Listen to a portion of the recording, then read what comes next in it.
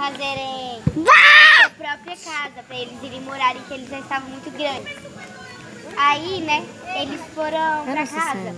Eles foram construir, a mãe deles deu dinheiro pra eles, construírem a casinha deles. Senta lá. Aí um falou assim, eu vou comprar palha, porque aí Senta com a lá, palha eu vou poder, vai economizar dinheiro, vou poder gastar com outra coisa e ainda nem vai me dar tanto trabalho.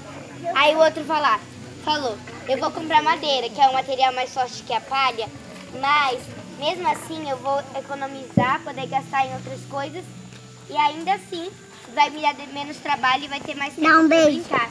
O terceiro falou, eu vou ser esperto, eu vou comprar tijolos, porque aí, quando o lobo mau aparecer, ele não vai conseguir entrar dentro da minha casa. Aí, né, eles construíram a casa, tava tudo prontinho.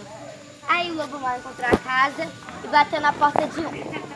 Aí ele, posso entrar? Aí, não pode. Ele falou, então eu vou bufar e a sua casa vai derrubar. Aí, né, ele pegou e bufou uma vez. Bufou a segunda vez. E derrubou toda a casinha do primeiro porquinho. Aí ele saiu pra segunda casinha, correndo pro porquinho. Ele chegou na casinha de madeira. Aí o lobo mau bateu lá na casinha de madeira. Aí ele falou, posso entrar? Aí eles falaram, não. Ele falou, então eu vou bufar e essa casa vai derrubar. Ele bufou uma vez, ele bufou duas vezes, ele bufou três vezes. E a casinha caiu. Eles saíram correndo pra casa de tijolos. Aí quando eles chegaram na casa do irmão Pedro, eles chegaram lá e entraram.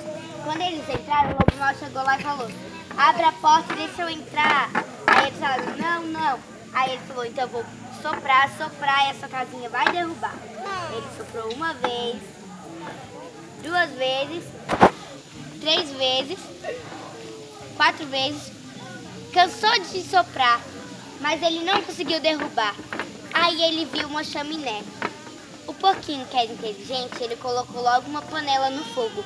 Aí quando ele foi descer a chaminé, ele desceu, queimou o bumbum e depois saiu correndo. O bumbum todo queimado. É porquinho esperto. Parabéns, uma salva de palmas para a Rosa.